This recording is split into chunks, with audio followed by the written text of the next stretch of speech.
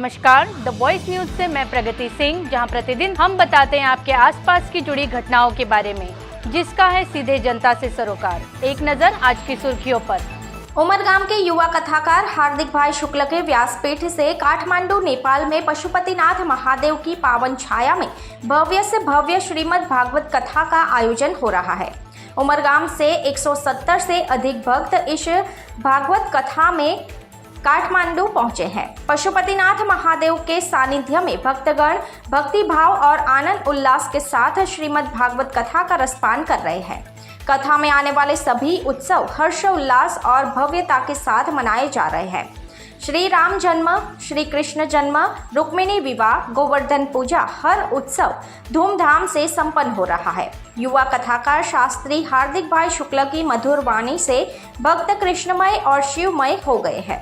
कथा के दौरान अंतर्राष्ट्रीय कथाकार परम पूज्य शरद भाई व्यास दादाजी ने वीडियो कॉल के माध्यम से हार्दिक भाई को आशीर्वाद और शुभकामनाएं दी।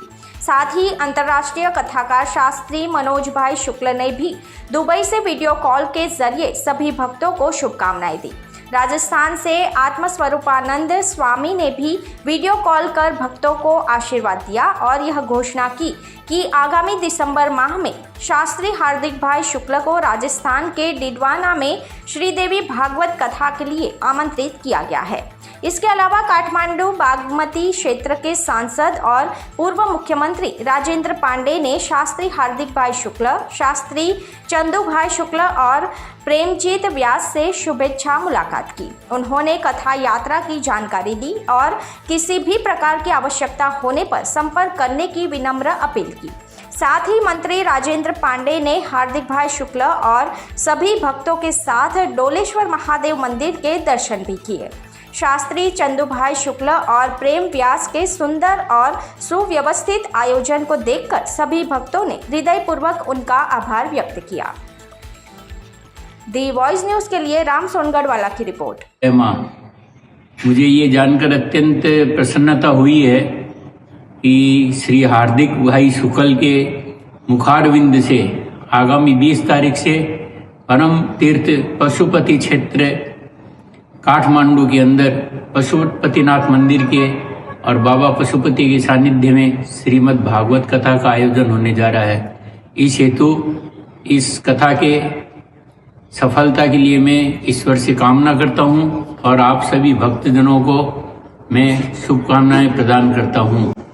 कथा श्री हार्दिक भाई मुख से बड़ी सुंदर होती है और इस कथा के रसास्वादन से आप धन्य हो और आपके जीवन में सुख शांति आनंद आए।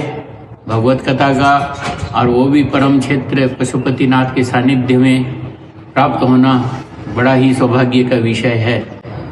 अतः आप लोग इस कथा को श्रवण कीजिए, मनन कीजिए और इसके साथ ही साथ डीडवाना राजस्थान के अंदर आगामी दिसंबर महीना में पवित्र मल मास के अंदर माँ भगवती के मंदिर निर्माण हेतु श्रीमद् देवी भागवत की कथा का आयोजन 27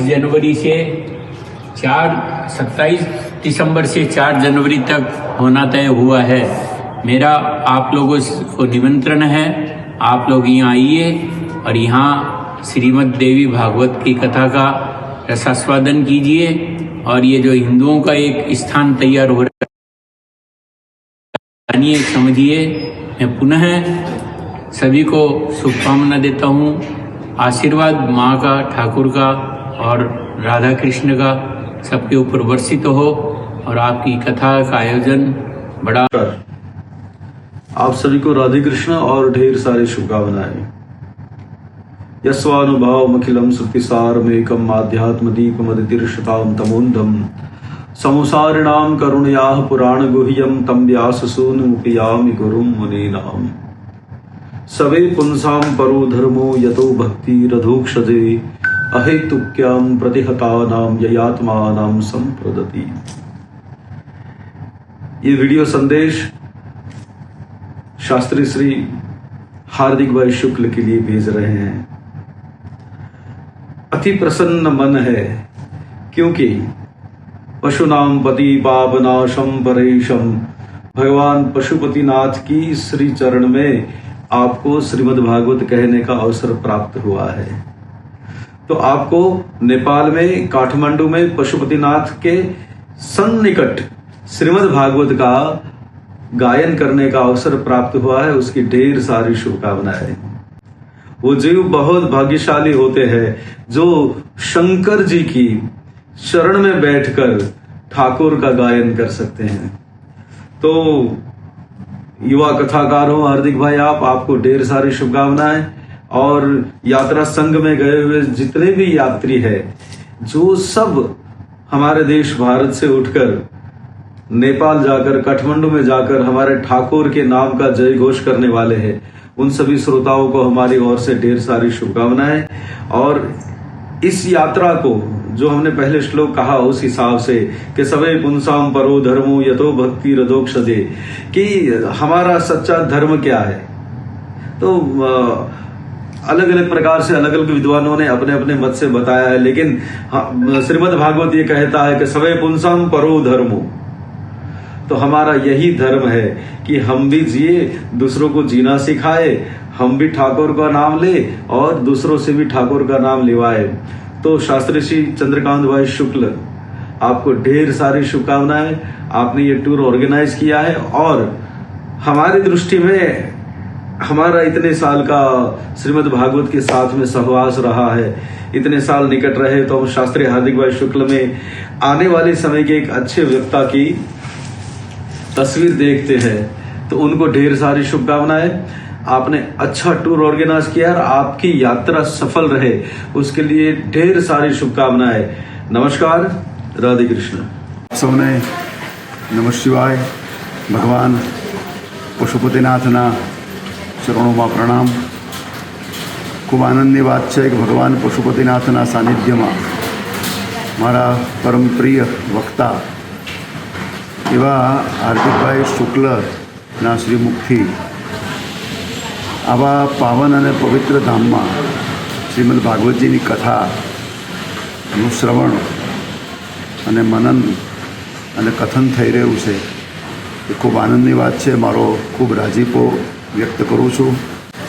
મારા ચંદુભાઈ શુક્લ જે મારા પરમ સ્નેહી રહ્યા છે, એમના આપેલા સંસ્કારો અને એમના હૃદયની હિન્દુત્વ પ્રત્યેની જે ભાવના અને એણે જે દીકરાનું ઘડતર કર્યું છે એ કાબિલે દાદ છે।